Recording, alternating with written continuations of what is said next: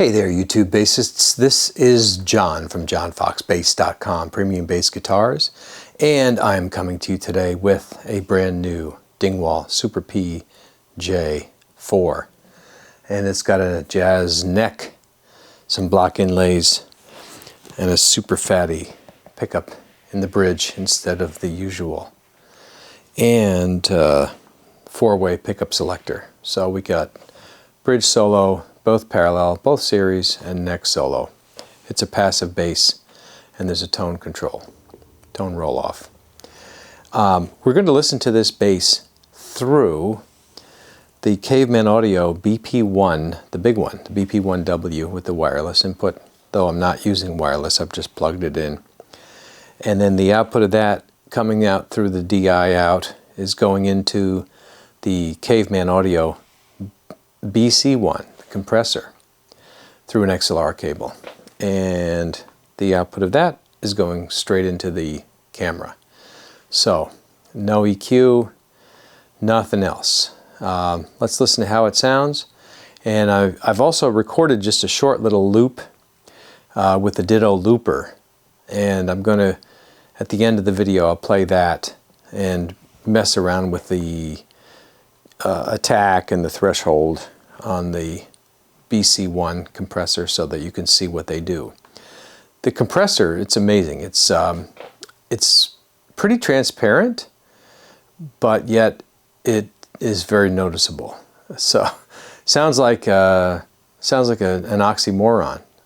So you'll see what I mean. Like, you don't really hear it, but you hear it when you turn it off. It's pretty cool. And so it basically smooths out your playing and makes you sound like you're better than you are, which is good for me because I need to be better than I am. So I don't know anybody else like that, but I do. So let's check it out.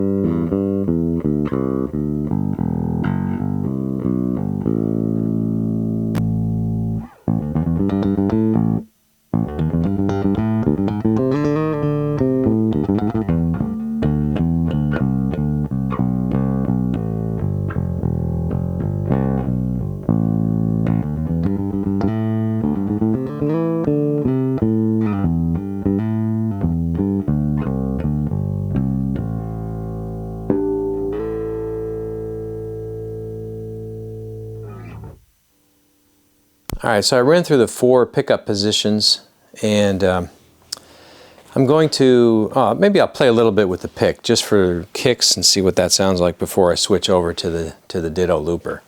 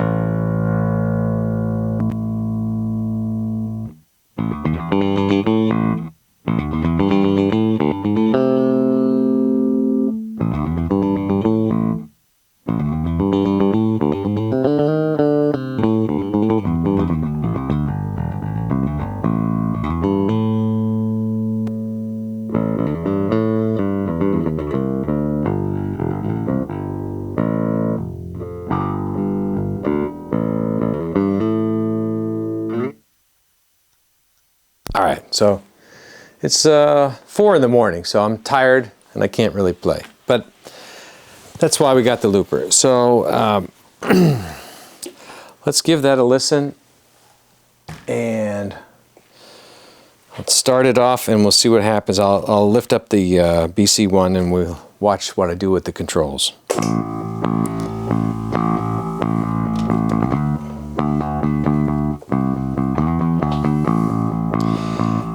Right now the threshold's on about 10 o'clock. This is the attack, also 10 o'clock. And the release is a little past 12.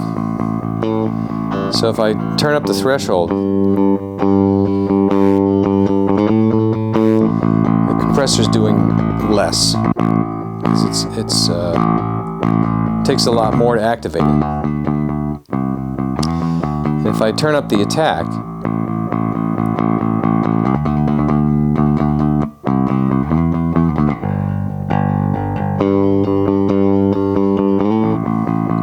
you hear that there's more dynamics.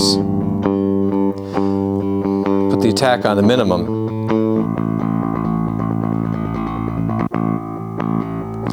and everything is kind of smoothed out, and the attack neutralizes the variations in the loudness. Turn it off, watch what happens.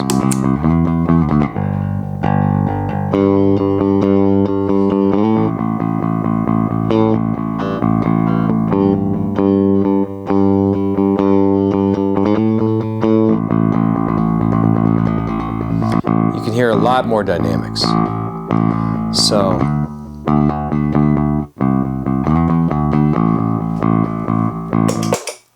So what the compressor is doing is, it's evening out the volume. Whether you play soft, it makes the soft parts louder. If you play loud, it makes the loud parts softer. Keeps everything at the same level. Obviously you can change how much of that it's going to do based on your settings on the threshold and the attack. Now the release is just controlling, as it's decaying, how slow will it decay. Do you want it to decay right away, or do you want it to take a while to decay? So decay right away and take a while to decay. So, but what you really notice the most is these first two. So the threshold is like, how sensitive is this thing? Is it listening for everything, or do you have to play above a certain volume for it to have any effect? That's what the threshold is setting.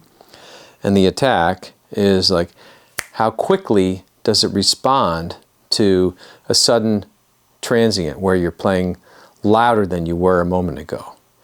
And if you have the attack on the minimum, it's 0.1 milliseconds, so it's basically right away. It's instantly detecting, oh, you played louder, let me squash that down.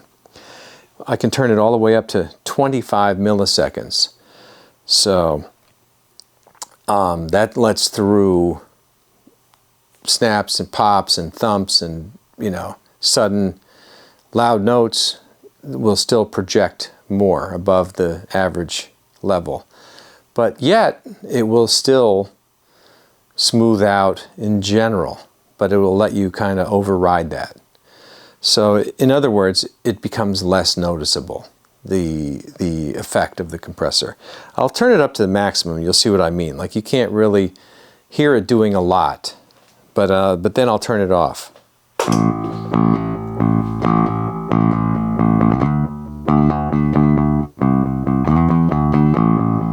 I don't know how much the YouTube compression is going to squash this further. But you can hear quite a bit of dynamics in there. Now I turn it on.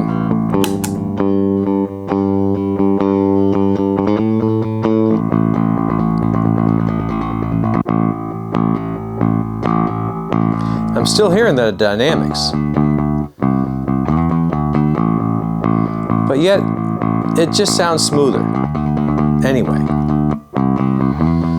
And then if I turn the attack down to make it attack, sense quicker,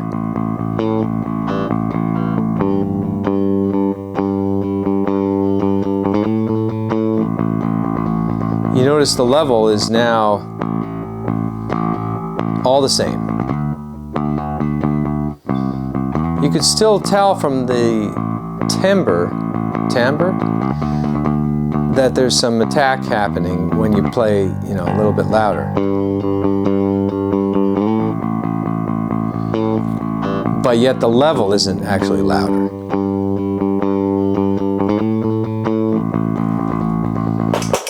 So it's pretty cool because it still retains the musicality. It doesn't sound really squished like, you know, like an orange juicer would.